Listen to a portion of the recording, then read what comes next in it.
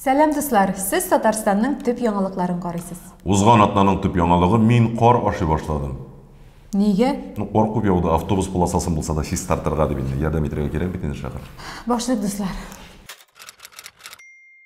Россиядә 18 январдан теләге булганнарга коронавируска каршы вакцинация ясый башладылар. Татарстанда да әлбәттә. Син бардыңмы? Юк, мин куркам. Ширкетлегән кебек кенә булачак бит. Алайса барам. Башкортстанның торак пунктларын төзекләндерүне Көнбатыш Европа дәрәҗәсенә җиткерергә кирәк. Моны республика башлыгы Ради Хабиров белдерде. Без исә алардагы төзекләндерүне башта Татарстан дәрәҗәсенә кадәр үстерергә кирәк дип саныйбыз. Казанның Дементьев урамындагы троллейбуслар депосында йөртүче кондукторны рыцарьлар сафларына кабул иткәндә кылыч белән яралый. Ә чынлыкта хезмәттәшләр эштә тәмамлап, салгалап утырга уйлый. Аннан гадәттәге схема буенча талашалар, ә йөртүче кондукторны кылычы белән чәнчи. Әйе, без дә йөртүчегә кылычның каян килүен белмибез. Патшабика өчен. Синең өчен түгел инде.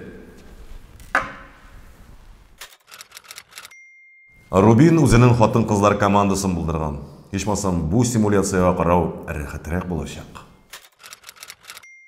20 январда Татарстанның беренче президенты, республиканың дәүләт киңәшчесе Минтимер Шәймиев туган көнен билгеләп үтте.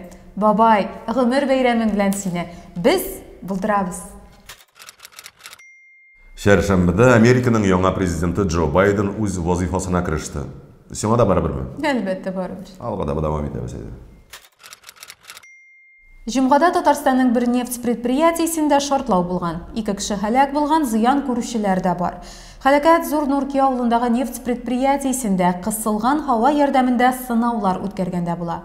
Кыскача гына әйтәбез, куркынычсызлык таләпләре юкка гына язылмаган. Бер Татарстанлы крионизация хезмәтеннән файдаланган. Үз үлеменнән соң аны катырсыннар, үле кешеләрне терелтергә рөхсәт булгач, кабат яшәү мөмкинлеге бирсеннәр өчен хәтта акча да түләгән бу кеше. Аның кайсы гасырда тереләчәген алдан әйтә алмыйбыз, әмма Россия президенты сайлауларында ул Путин өчен тавыш бирәчәк. Шимбәдә Казанда Навальныйны яклап митинглар узды. Узган инде булган. Безнең яраткан Эльмир Низамов интервьюда гениаль фикер әйткән. Татар эстрадасын сүгәргә кирәкме, чөнки ул җәмгыять таләбе буенча формалаша. Алай булгач, без үзебезне сүгәргә тиеш. Бу үзеңнең көзгедәге чагылышны ырышу белән бер бит. Көзгә гаепле түгел бит. Димәк, тамашачы да зауык булдыру өчен тырышырга кирәк. Рәхмәт сиңа, Эльмир. Дуслар, узган атнаның яңалыклары шушылар иде.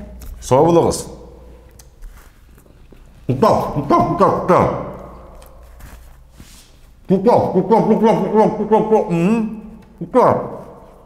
Баш прямо.